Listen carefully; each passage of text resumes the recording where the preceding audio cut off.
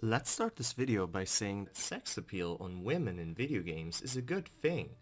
I'd be a hypocrite if I tell you otherwise, as I enjoy and support many games with extremely sexualized women in the forefront, and Melina and Sindel are my favorite characters in Mortal Kombat. Now that that's out of the way, I've been closely following the discussion, or rather the psychotic screaming, about the female designs in Mortal Kombat 11, and I honestly think both the people shitting on the designs for not being feminine and sexy enough, and the people being triggered by that notion, are just wrong and terribly misinformed. Round 1. Fight! So, Skarlet, right?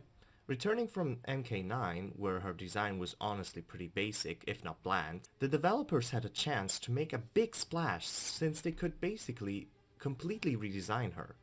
That they did, but they went too far. No, she's not wearing a fucking hijab in her default outfit. Her clothing actually makes a lot of sense for someone living in Outworld, which is a desert. However, it doesn't make much sense for the Skarlet to be wearing it.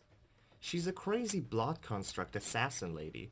Why would she care about sand getting in her way? It's easy to see. Why this design didn't fare well with the fans. The two most standout features Skarlet had in MK9 were her red long hair and the fact that she didn't wear much clothes. Now that they've made her hair short and black and completely covered her up, people just don't recognize her, and this isn't even about sex appeal necessarily.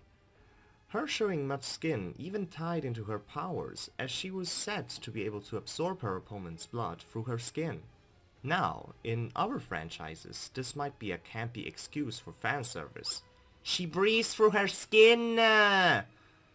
But in Mortal Kombat, it really shouldn't be that big of a deal, especially because we have another character that shows skin for a very similar reason, Kotal Khan. This man is powered by sunshine and therefore doesn't really wear much. That's why I think dressing Skarlet in a more revealing outfit would just tie her design together more. Since she's literally made out of blood, we could see her body morph into blood and back more clearly. It would also more clearly indicate her as the creation of Shao Kahn that she is, giving her a more unnaturally beautiful look. Also, let's be real, this man just doesn't like clothes much, does he? While we can see Skarlet sporting a new hairstyle and new outfit in the recent story trailer, I can't really see this doing the trick, as the fans were asking for a ponytail, and the hair looks really rushed and tacked on at the end, to be fair. Round 2. Fight! Oh, Jade. Poor Jade. First everyone asks for you, then you get revealed and everyone is calling you an overzealous Muslim. First, let's again establish her primary traits. As her name implies, she usually wears green. She's very confident and definitely thinks that she is better than most of her opponents. She's also an Edenian, which we've seen in the past, usually dressed showing a lot of skin, as they are all very attractive and boisterous style-wise. So why would they not give her a more feminine and visually pleasing design? Well, to put it simple, that's not Jade's job. In fact, she'd look ridiculous doing her job if she'd still be the stripper on a pole she was in MK9. Nice callback, by the way.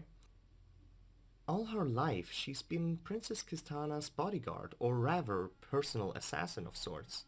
Her new design reflects that. The colors are more muted, since assassins usually don't want to visually stand out as much, and her outfit as a whole makes her look more serious and fearsome, which is something she would want and care about. She wants to be taken seriously. The times of "you will learn respect" are over. Plus, it's not like you can't give her more feminine attire through the massive amounts of customization options. Calm down. I also don't really get the outrage about her race. Her skin tone has always been brown, and while her race hasn't been clearly defined in the past, is it so wrong to make her look a bit more Indian? Lastly, what the fuck is it about people wanting her default outfit to show more skin? Do you realize she's currently a fucking reanimated corpse at this point in the story? Who am I to judge though? Get those sweet, decaying titties. Final round. Fight! So, for the last part of the discussion, I'm gonna throw Cassie Cage and Sonya into the same category. the nothing has changed, why are you so triggered category. Both Sonya and Cassie have been wearing very standard military commander slash agent attire ever since MKX, and MK11 is no different, which is honestly nothing but a step up for Sonya, but let's not talk about that. What sparked up controversy this time is their faces.